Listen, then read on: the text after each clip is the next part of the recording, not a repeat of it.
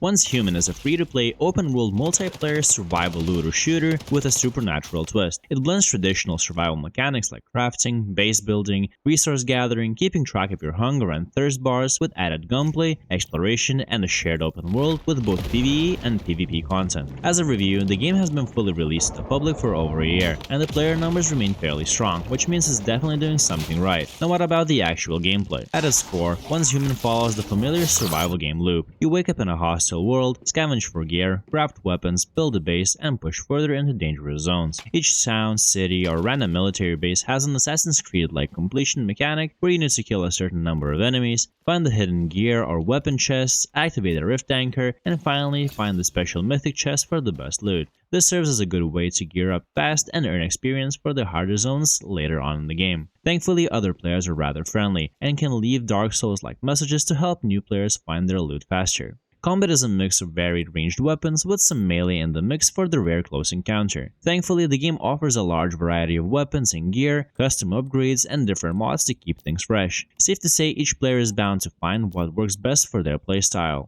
Enemies range from the usual zombie-like people to mutated wildlife and all the way up to otherworldly horrors. This abundant variety helps keep the early game grind from feeling too repetitive. There are also massive boss battles for each new region of the game. The boss fights are all unique with their own custom mechanics, attack styles, and even a dedicated area to fight them. Where the game did surprise me is letting the player fight a weaker version of the boss, sort of like a shadow, way before actually jumping into the actual fight. These fights can be done solo or in a party and have varied difficulty levels to offer a challenge at any point in the game. The world itself is large and diverse. You'll explore forests, swamps, ruined castles, flooded towns, and corrupted zones. The map is dotted with points of interest such as abandoned labs, enemy strongholds, world bosses, and lootable chests. The entire world map has absolutely zero loading screens apart from the few instant zones for challenges and boss fights. There's also plenty of environmental storytelling throughout the world, and the Stardust corruption adds a weird, sci-fi edge to the otherwise familiar setting. Traversal is solid, with craftable vehicles stemming from just a simple dirt bike all the way up to a 4-person Humvee. You'll also encounter climbing mechanics, an unlockable fast travel system, and co-op play, all to help avoid the usual open world fatigue.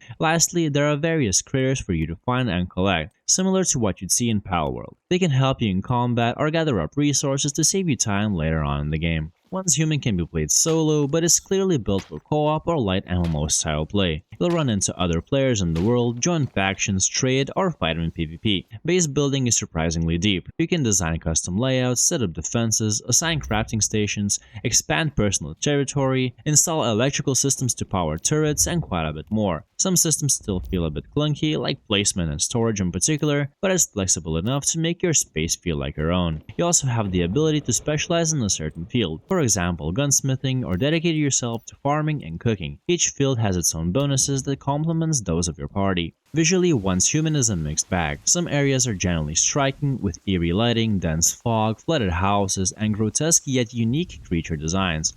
Others feel a bit flat and rough around the edges. The sound design does a good job at reinforcing tension, gunfire sounds sharp, enemies have distinct audio cues, and the ambient soundtrack fits the post-apocalyptic tone rather well. Performance is generally stable, though lower-end machines may struggle in densely populated zones or during events. That being said, the game is able to notice if your machine is struggling to keep up, and even suggests automatically updating your settings to bring the performance back up to par. One of the more unique aspects of Once Human is its seasonal servers, which introduce world modifiers that drastically alter how you play. Some servers throw you into harsh winter conditions, where you'll need heat sources and thermal gear to survive. Others mess around with core physics like reduced gravity, which affects movement and combat in unexpected ways. These servers not only keep the gameplay fresh, but also push you to rethink your usual survival strategies. This also helps new players experience additional content, while giving older players a new perspective and a new mode to play around with. So the question is, do I recommend the game? Well, yeah, I actually do. It's certainly not perfect, and by blending survival game mechanics with looter shooters, it has all the room for it to just not work, but in the end it actually does. It's still evolving, some systems could use some polish, and the frequent server wipes can get rather old for players just wanting to take a break. But if you enjoy games like Rust, Valheim, Borderlands, or even Warframe and want something with a sci-fi Lovecraftian twist, it's worth a look. And with that being said, thanks for watching, and I'll see you in the next 4-minute review.